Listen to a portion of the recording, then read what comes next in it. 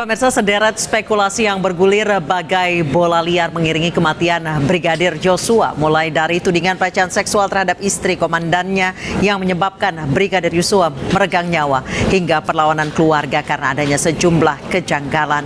Kematian Brigadir Joshua mendapat sorotan dari masyarakat hingga Presiden Joko Widodo. Hari ini jenazah Brigadir Joshua diotopsi ulang. Akankah teka-teki kematian Brigadir Joshua terungkap? Kita akan membahas dengan mantan Kabar Eskrim Polri Susno Duaji dan Komisioner Kompolnas Albertus Wahyu Rudanto. Selamat sore Pak Susno, Pak Albertus.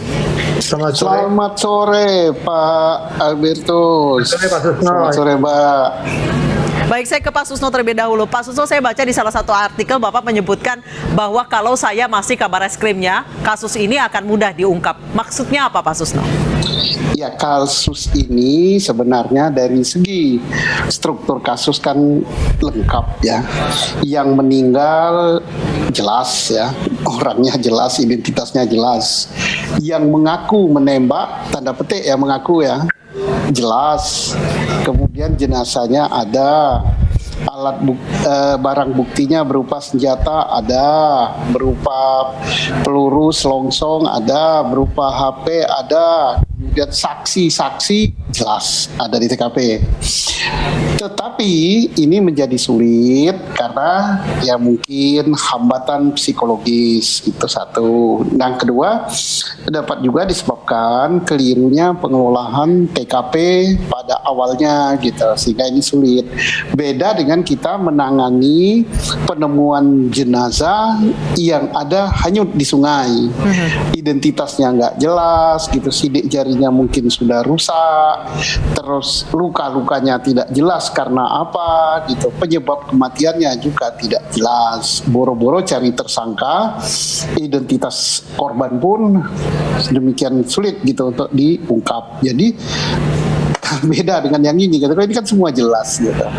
Pak Susno, tadi Anda menyebut soal hambatan psikologis, itu apa Pak Susno? Ya bisa saja hambatan psikologisnya, misalnya yang akan dimintai keterangan itu karena yang ada di tempat kan jenderal, istrinya, kemudian polisi-polisi yang lain, sehingga kemarin sudah tepat tindakan Kapolri untuk jenderalnya, Jenderal FS kan dinonaktifkan. Ada lagi Jenderal Hendra gitu dinonaktifkan, Kapolres Jakarta Selatan dinonaktifkan, mungkin karena Kapolres Jakarta Selatan dia bisa dimintai juga sebagai saksi karena dia yang datang ke TKP termasuk yang pertama gitu. Jadi hambatan psikologis seperti itulah gitu. Baik, saya ke Pak Albertus. Pak Albertus, kasus ini salah satu pertaruhan nama baik Kepolisian Republik Indonesia. Menurut Anda sejauh ini penanganan polisi seperti apa? Masih adakah hambatan psikologis yang tadi Pak Susno sebutkan dalam kasus ini setelah satu persatu tabir mulai tersingkap? Ya, terima kasih. Secara teknis, saya kira Pak Susno sangat berpengalaman dan tahu persis mengenai hal ini. Nah, tetapi tadi Pak Susno sudah menjelaskan ada problem psikologis. Kami menyebutnya struktural psikologis. Karena ada masalah-masalah struktural, ada pejabat, sementara yang ditangani, yang menangani, yang diperiksa itu anak buahnya semua. Nah, sehingga kalau ditanyakan apakah polisi sudah on the track, kami Kompolnas sebagai pengawas eksternal melihat sudah on the track dengan langkah-langkah tadi, langkah-langkah menonaktifkan pejabat, ada Kadipropam, Karopaminal, dan Kapolres. Kemudian juga Kompolnas mendorong adanya keraguan publik, apalagi ada statement dari Pak Presiden yang meminta usut tuntas, jangan ditutupi. Sementara publik sikapnya skeptis, maka kami mendorong dengan cara kami untuk komunikasi terus dengan Bapak Kapolri dan dengan tim khusus, di mana kami menugaskan 2 orang untuk menempel selain harus rapat-rapat dengan kami, yaitu Pak Bedi Mamoto dan Bu Pungki Indarti. Akhirnya ada langkah yang menurut saya sangat progresif ketika Bapak Kapolri menyetujui adanya ekshumasi atau pembongkaran kubur dan otopsi ulang dengan melibatkan eksternal, yaitu Persatuan Dokter Forensik Indonesia. Pagi tadi sudah dilakukan dilakukan otopsi ulang. Kami kemarin sudah berangkat ke Jambi, Bu Pungki Indarti, tadi mengamati mulai dari kemarin persiapan sampai tadi, kemudian sore ini karena kami kemudian ada kegiatan Rakorwas di mana tadi ada penetangan MOU antara Kapolri dan Ketua Kompolnas Pak Mahfud MD dan Pak Kapolri. Maka sore tadi setelah selesai langsung jam 3 Pak Beni Mamoto dan salah satu Brigjen Musa di mana mempunyai staf di Kompolnas berangkat ya. Baik. Saya kembali ke Pak Susno. Pak Susno, berarti tadi Anda menyebutkan bahwa ini yang membuatnya jadi sulit terungkap, terkesan bertele-tele, jadi masalahnya internal ya Pak ya?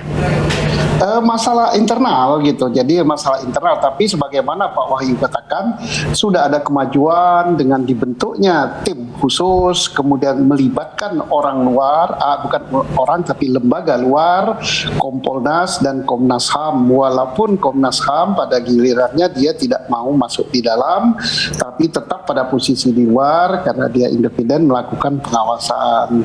Saya kira sudah on the track. Kemudian ditambah lagi dengan siap melakukan atau menyetujui permintaan dari keluarga dan advokatnya untuk ekshumasi atau bongkar kuburan, kemudian mengadakan otopsi ulang untuk membuat visum et repertum ulang. Ini bagus sekali.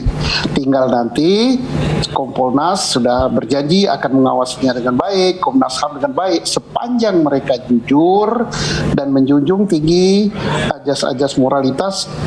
Insya Allah tidak akan dipertaruhkan nama baik Polri kita. Baik, saya kembali ke Pak Albertus. Pak Albertus menyebut soal masyarakat yang skeptis. Berarti sekarang dengan tadi Pak Susno menyebut, Anda menyebut bahwa sekarang polisi sudah on the right track. Berarti masyarakat tidak akan lagi skeptis terhadap pernyataan-pernyataan dari kepolisian ke depannya terkait kasus ini. Begini, kami Kompolnas karena kami tugasnya mengawasi kepolisian, melihat sikap masyarakat yang skeptis dengan menyebutkan banyak kejanggalan, kami mendorong itu harus bisa dijawab. Dengan apa? Sesuai janji Kapolri dengan scientific crime investigation. Itu artinya jawaban dari Polri untuk agar masyarakat skeptis adalah dengan bukti-bukti saintifik, dan itu sudah dilakukan hari ini. Tadi saya sempat komunikasi dengan Bu Pungki sebelum siaran ini dan disampaikan kami Kompolnas diberi akses untuk mengawasi proses otopsi yang tadi dilakukan, dan dalam pandangan kami memang bukan ahli forensik ya, tetapi dalam pandangan kami tadi Bu Pungki menyampaikan bahwa yang dilakukan oleh teman-teman kedokteran forensik itu sangat kredibel dan independen. Nah, sekarang kita tunggu saja karena yang bisa menyampaikan hasilnya dan secara teknis kan dari teman-teman forensik ya. Baik, terima kasih Pak Albertus Wahyu Duranto dari Kompolnas dan juga Pak Susno Duaji, mantan Kabar Eskrim, telah bergabung dan berbagi bersama kami di Newsroom. Selamat malam Bapak-Bapak. Selamat malam Pak Wahyu, selamat malam Pak Wahyu. Salam hormat.